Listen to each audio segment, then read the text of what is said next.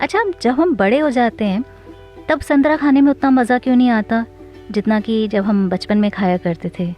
हाँ, कोई संतरे का टेस्ट तो चेंज हो नहीं गया था ना, लेकिन हाँ, वक्त बीतने के साथ साथ हमारा खाने का तरीका ज़रूर बदल जाता है। बिकॉज़ बड़े होकर हम एकदम, जिसे कहते हैं ना, मैनर्स के साथ में संतरा खाते हैं। संतरे का छिलका छीला, स्लाइसेस खाए और उसके बाद छिलका लेकर हमने डस्टबिन में फेंक दिया। लेकिन बचपन में मजाल है कभी ऐसा होता हो जो कि हमने संतरे के छिलके ऐसे ही डस्टबिन में फेंक दिए थे। एंड ख़ास तौर से अगर कभी मम्मा स्कूल में दे देती थी संतरे तो मतलब पूछिए ही नहीं। इंतज़ार होता था ब्रेक का कि कब संतरा छीलेंगे और फिर उसके छिलकों को अपने फ्रेंड्स की आंखों में स्क्वीज़ कर करके उन्हें परेशान करेंगे। वैसे इस वक्त आपके चेहरे की स्माइल बता रही है कि आप भी इस तरह की शरारतें किया करते थे। है ना? अच्छा, अपने बचपन से जुड़ी कुछ और बातें जो आपको याद आती हैं ना और आपको लगता है कि मुझे शेयर करनी चाहिए, तो आप मुझे मेरे फेसबुक पेज पर, नहीं तो आप मुझे यहाँ भी कमेंट सेक्शन में लिख सकते हैं, ठीक है? फिर आपके नाम के साथ मैं उन्हें पढ़ूँगी। अच्छा, अभी जो मेरे सामने कुछ लाइंस लिखी हुई हैं उन्हें मैं पढ़ना चाहूँगी। गुलजार साहब की लिखी हुई। हज़ारों उलझने राहों में और कोशिशें बेहिसाब, इसी का नाम ज़िंदगी, चलते रहिए जनाब। अच्छा, जहाँ तक चलते रहने की बात होती है, ऐसा क्यों होता है, या हम ऐसा सिर्फ मैं ही फील करती हूँ या आपका भी ऐसा मानना है कि वक्त के साथ साथ जैसे जैसे इंसान अपने अंदर क्वालिफ़िकेशंस ऐड ऑन करते जाता है तो एक प्राउड वाली फीलिंग थोड़ी सी कि मैं ज़्यादा नॉलेजेबल हूँ अगले इंसान से, ये आती है कि नहीं? आ जाती है ना? इसी पर ही एक छोटी सी कहानी। एक बार एक नदी पार करने के लिए कई लोग एक बोट में बैठे। धीरे धीरे वो बोट सवारियों को लेकर सामने वाले किनारे की ओर बढ़ रही थी। चांस की बात है, उस दिन उस बोट में शहर के पढ़े लिखे लेकिन थोड़े से प्राउडी प्रोफेसर साहब भी बैठे हुए थे।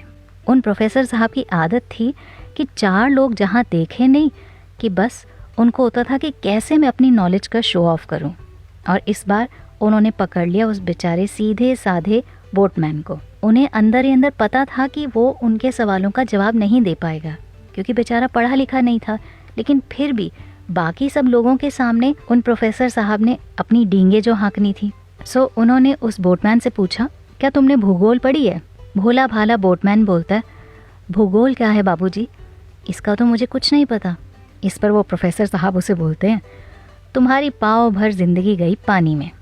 उसके बाद फिर वो उससे दूसरा सवाल करते हैं, क्या इतिहास वगैरह कुछ पढ़ा है? महारानी लक्ष्मीबाई कब और कहाँ हुई? उन्होंने कैसे लड़ाई लड़ी? इसके बारे में कुछ जानते हो कि नहीं? बेचारा बोटमैन, उसने इशारे इशारे में प्रोफेसर साहब को कहा कि मुझे नहीं पता। बस जी, प्रोफेसर साहब तो जैसे फूल के गुप्पा हुए जा रहे थे और कहते, अब तो तुम्हारी आधी जिंदगी गई पानी में। अपने नॉलेज के गुरूर में प्रोफेसर साहब ने सोच लिया था कि आज सबके सामने अच्छी तरह से शर्मसार करना है। इस पर उन्होंने तीसरा सवाल पूछ लिया, रामायण का पाठ तो घर में सुना होगा, तो यही बता दो केवट और श्री राम के बीच में क्या संवाद हुआ था? ये सुनने के बाद भी बोटमैन एकदम शांत रहा और उसने फिर से इशारे से प्रोफेसर साहब को कहा, साहब मुझे नहीं मालूम। इस पर प्रोफेसर साहब स्माइल करते हुए कहते हैं, तब तो तुम्हारी पौनी ज़िंदगी पानी में गई। प्रोफेसर साहब ने ये कहा नहीं कि अचानक से नदी का बहाव तेज़ होने लगा और बोटमैन ने सभी को आगाह कर दिया कि हो सकता है ये बोट पानी में डूब जाए। उसने प्रोफेसर साहब से पूछा, साहब बोट तूफ़ान में डूब सकती है, क्या आपको तैरना आता है? इस पर वो प्रोफेसर घबराहट में बोले, क्या बात करते हो तुम, मुझे तो कोई तैरना वैरना नहीं आता।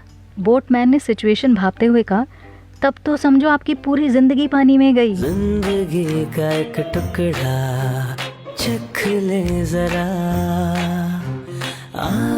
चख ले।